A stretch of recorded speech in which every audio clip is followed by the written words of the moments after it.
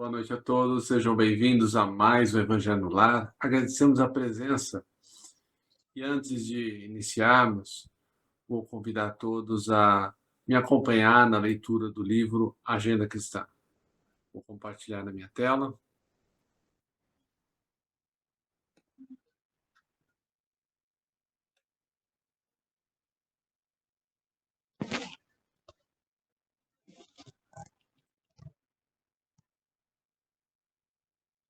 Rubens, se estiver com o microfone aberto, por favor, feche o microfone.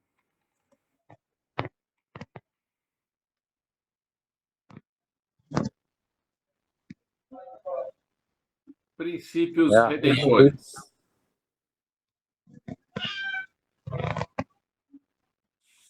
Fecha para nós o microfone, Rubens. Obrigado. Princípios redentores. Não se esqueça de que Deus é o tema central dos nossos destinos. Deseja o bem dos outros, tanto quanto deseja o próprio bem. Concorde imediatamente com os adversários. Respeite a opinião dos vizinhos. Evite contendas desagradáveis. Empreste sem aguardar restituição. Dê o seu concurso a boas obras com alegria. Não se preocupe com os caluniadores. Agradeça ao inimigo pelo valor que ele lhe atribui. Ajude as crianças. Não desampare os velhos e doentes. Pense em você por último em qualquer jogo de benefícios. Desculpe sinceramente. Não critique a ninguém. Repare seus defeitos antes de corrigir os alheios. Use a fé e a prudência. Aprenda a semear, preparando boa ceifa. Não peça as uvas ao espinheiro. Liberte-se do peso de excessivas convenções.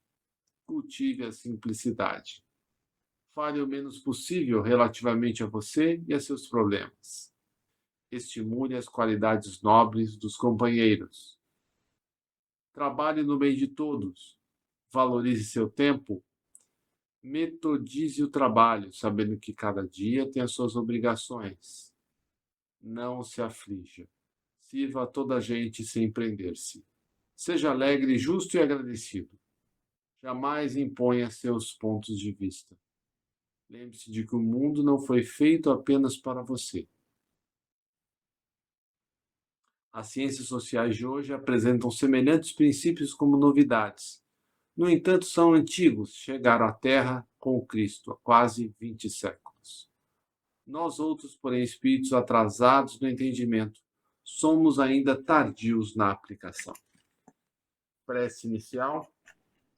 Nosso Pai, na terra e no céu, sagrado é teu nome. Seja feita a tua vontade conosco como no espaço. Dai-nos do teu pão o suficiente para o dia, Senhor. Em tua compaixão, perdoai-nos e alargai-nos nossos corações, para que perdoemos uns aos outros. Guia-nos para ti, Senhor, e dá-nos tuas mãos em nossas trevas, pois teu é o reino, e em ti estão o nosso poder e realização. Amém. Rogamos ao Senhor Deus Todo-Poderoso enviar-nos bons espíritos para nos assistirem, afastar aqueles que possam induzir-nos ao erro e dar-nos a luz necessária para distinguirmos a verdade da impostura. Afastai também os espíritos malfazejos, encarnados ou desencarnados, que poderiam tentar lançar a desunião entre nós e com isso desviar-nos da caridade e do amor ao próximo. Se alguns procurarem penetrar nesse recinto, fazei que não encontrem acesso em nossos corações. Bons espíritos, que vos dignais vir instruir-nos, tornai-nos dóceis aos vossos conselhos, afastai-nos de todo pensamento egoísta, de orgulho, de inveja e de ciúmes. Inspira-nos a indulgência e a benevolência para com os nossos semelhantes presentes ou ausentes, amigos ou inimigos. Fazei, enfim, que pelos sentimentos que nos animarem, possamos reconhecer a vossa salutar influência. Dai aos médiuns que encarregardes de nos transmitir os vossos ensinamentos a consciência da santidade do mandato que lhes é confiado e da gravidade do ato que vão praticar, a fim de que o façam com o fervor e o recolhimento necessários. Se estiverem entre nós pessoas que foram atraídas por outros sentimentos que não o do bem. Abre seus olhos à luz, Senhor, e perdoai-as, como nós as perdoamos se vieram com intenções malfazejas. Pedimos aos sagrados Espíritos da Luz, aos nossos guias espirituais, para nos assistirem e velarem por nós neste ato, assim seja. Amém. Obrigado, Rubem. O que vamos ler, Roseli? Hoje, Livro dos Espíritos, questão 344. União da alma e do corpo. Aborto.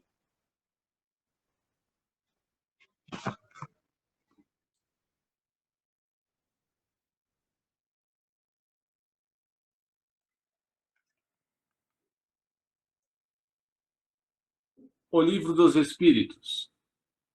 Pergunta 344. Em que momento a alma se une ao corpo? A união começa na concepção, mas só é completa por ocasião do nascimento.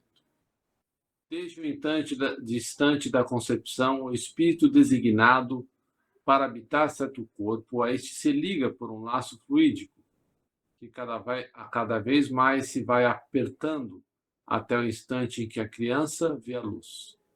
O grito que o recém-nascido solta anuncia que ele se conta no número dos vivos e dos servos de Deus. 345. É definitiva a união do espírito com o corpo dele, o momento da concepção? Durante essa primeira fase, poderia o espírito renunciar a habitar o corpo que lhe está destinado? Renunciar? É definitiva a união, no sentido de que outro espírito não poderia substituir o que está designado para aquele corpo.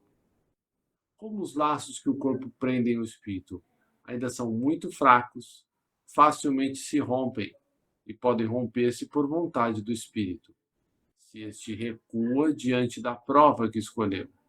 Em tal caso, porém, a criança não vinga. 346. O que faz o espírito se o corpo que ele escolheu morre antes de se verificar o nascimento? Escolhe outro. Letra A. Qual a utilidade dessas mortes prematuras? Dão-lhes causa as mais às vezes as imperfeições da matéria. 347. Que utilidade encontrará um espírito na sua encarnação em um corpo que morre poucos dias depois de nascido? O ser não tem então consciência plena da sua existência. Assim, a importância da morte é quase nenhuma. Conforme já dissemos, o que há nesses casos de morte prematura é uma prova para os pais. 348. Sabe o espírito previamente que o corpo da sua escolha não tem possibilidade de viver? Sabe-o algumas vezes.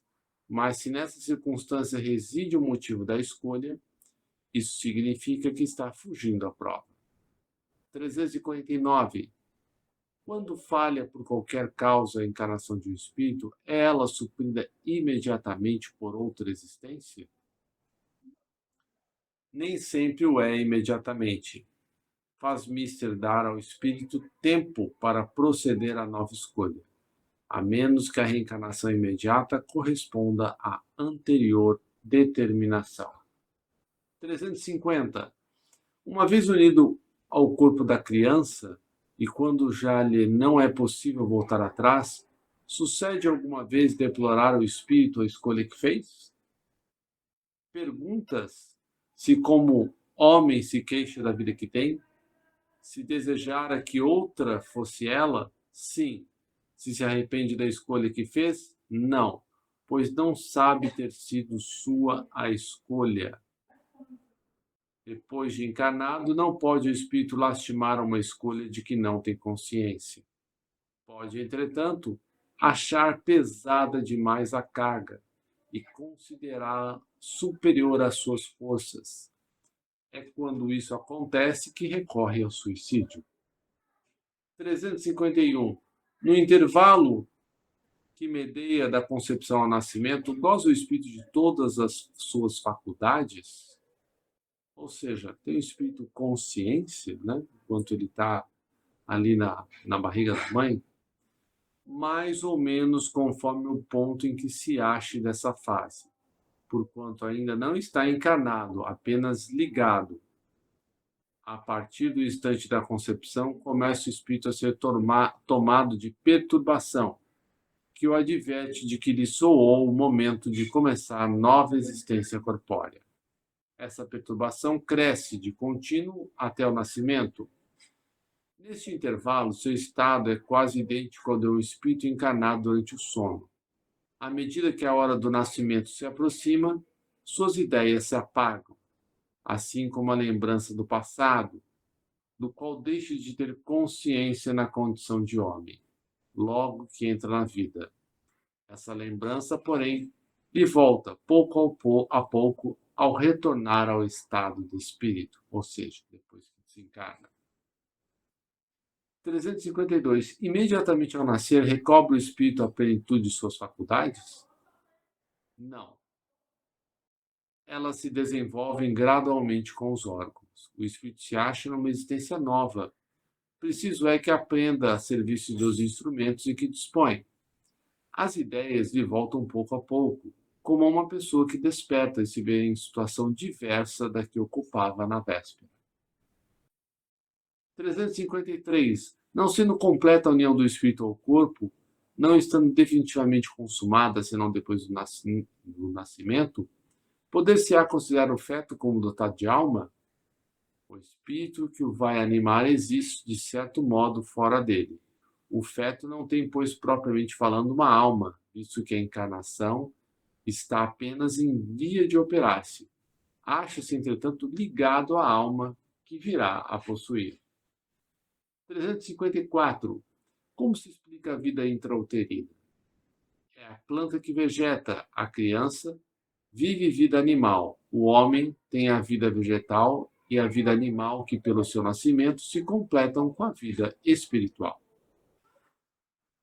355. Há de fato, como indica a ciência, crianças que já no seio materno não são vitais? Com que fim ocorre isso?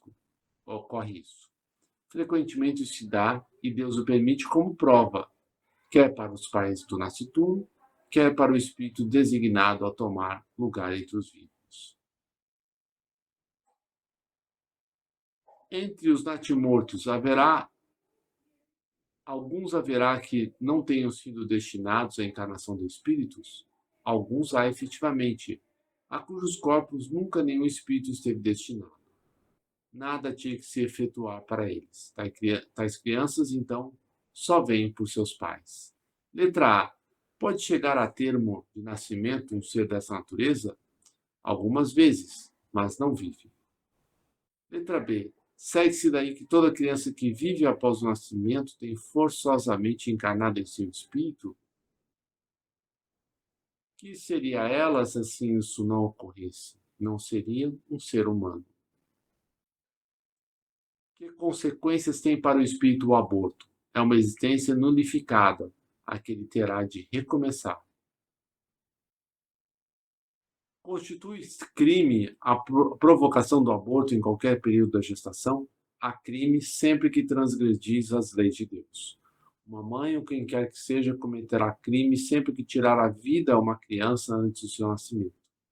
Por isso, impede uma alma de passar pelas provas a que se serviria de instrumento o corpo que está se formando. 359. Dado o caso que o nascimento da criança pusesse em perigo a vida da mãe, haverá crime em sacrificar-se a primeira para salvar a segunda? Preferível é se sacrifique o ser que ainda não existe a sacrificar-se o que já existe. Ou seja, é a única possibilidade admitida pelo Espiritismo de aborto para salvar a vida da mãe. Então, nesse caso, é permitido. Todas as outras possibilidades que a ciência, né, e a nossa legislação permite não são formas aceitáveis pela doutrina espírita. Comentários? Fred, essas abordagens aí são muito significativas, né? Uma melhor compreensão do processo da concepção, né? O que aí não foi abordado foi, eu creio, algo que é muito importante que os pais saibam. Quando o espírito se liga àquela pequena sementinha, não é? Ele, de uma certa forma, ele tem liberdade para acompanhar seus pais, acompanhar o desenvolvimento daquele pequeno ser, até a concepção, quando aí se une completamente ao corpo material. Então, nesta fase, pelo que eu li já várias vezes e acesso a certos comentários, ele acompanha muito o que os pais estão fazendo, o que ocorre, se ele é uma criança, um espírito, né, um ser bem-vindo, se ele vai ser bem acolhido, se esse pai e a mãe se amam, se programaram essa concepção. Então, é muito importante que os pais nessa fase tenham uma comunhão muito digamos assim,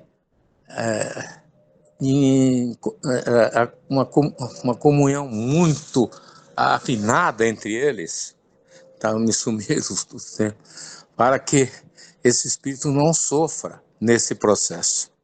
E por isso que nós temos casos aí, não é? Na puberdade, quando há aquela transformação, né, hormonal na criança, o rapaz sai da parte infantil para a puberdade, né? Ou a moça, né, também. Esses sentimentos podem aflorar e causar todos aqueles transtornos devido à rejeição que esse processo de concepção que houve falha entre os pais, não é? Acontece muito também nesses casos aí que nós temos visto, né, de jovens que estão aí indo nessas baladas aí, acabam engravidando, não sabe nem de quem é o provável pai. Então, imagina a situação desse espírito, né? A rejeição a essa gestação é muito forte e depois extremamente danosa quando atinge-se uma certa idade, que é a puberdade. Obrigado, meu irmão. Eu sempre fico muito impressionado com o legado que Chico Xavier e Emmanuel nos deixaram, né? Principalmente com as três principais obras, né? Que são descritos aí vários casos, né? Da reencarnação. Temos aquele caso do Segismundo, né? Que ele, o seu pai e a sua mãe naquela encarnação tiveram um envolvimento num triângulo amoroso, né, em que um acabou liquidando a vida do outro, né, e estavam reunidos para esse reajuste, né. E o pai estava com dificuldade de, de aceitá-lo. Na verdade, meio que fugia dele porque tinha medo que pudesse acontecer algum mal, né? Então, nós sabemos que na maioria das famílias há casos de resgate, né? Por isso há também essa questão de, às vezes, uma animosidade excessiva, né? Uma dificuldade de relacionamento muito grande, né? Isso que você falou dos adolescentes. Nós sabemos que a criança, né? O espírito nasce, né? Com o véu do esquecimento, né? Para que ele não lembre, né? Do que fez e o que foi feito contra ele também. E é por isso que os pais, nos primeiros anos de vida, tem uma oportunidade de ouro, né, para imprimir os valores, né, para estar perto dos seus filhos, poderem transmitir a eles amor, porque quando chegar a adolescência, esses filhos vão estar retomando aí a sua natureza, né, de como eram, e reminiscências do passado surgem nessa época, né? Então, o que eles aprenderam enquanto crianças vai entrar em conflito com aquilo que eles realmente eram. E daí eles vão é uma fase de muito conflito, muita dificuldade de relacionamento. Aí eles vão poder cada vez mais fazer as suas escolhas, né? E a única coisa que vai evitar que eles entrem em enrascadas, que eles entrem em dificuldades, vai ser todos esses ensinamentos que eles tiveram enquanto crianças. Então, por isso, a, a importância, né, desses primeiros anos de vida. Comentários? É inegável, né, Fred, que no processo da concepção o espírito tem mais liberdade. E se ele for rejeitado, é inevitável que quando houver essa passagem aí da puberdade, da adolescência, esse processo vai aflorar. É inevitável. E aí nós vamos ter crianças rebeldes, mocinhas, rapazes rebeldes, que vão dar um trabalho enorme para os pais. Isso aí é algo que já foi estudado, o Espiritismo aborda também isso. Então nós temos que ter muito cuidado nesse processo, durante o processo da concepção, para que ela seja a mais calma possível. Eu lembro da minha filha, ela teve uma gestação tão maravilhosa que quando ela foi nascer, ela dormiu. Ela não queria sair do aconchego placentário, o local onde que ela estava bem acolhida, ela estava feliz, entendeu? Ela foi retirada a forceps devido a esse fator. É por isso que eu fiz essa abordagem, tá bom? Obrigado. Obrigado, Rubem. Mais alguém quer fazer algum comentário antes de passarmos para as vibrações? Não, Fred, obrigado. Bom, meus amigos, minhas amigas, chegou o momento de nós podermos contribuir com o pouco que temos, para que aqueles que sofrem muito mais do que nós tenham pelo menos um alívio das suas dores, das suas aflições, das suas angústias. Vamos pedir a Jesus que ampare todos os que sofrem, principalmente os nossos irmãos desencarnados, e dentre estes, aqueles que saíram da vida física pela porta do suicídio. Você que está em casa, nos assiste, pense naqueles que você sabe que cometeram esse ato tão ruim. Faça preces por eles constantemente.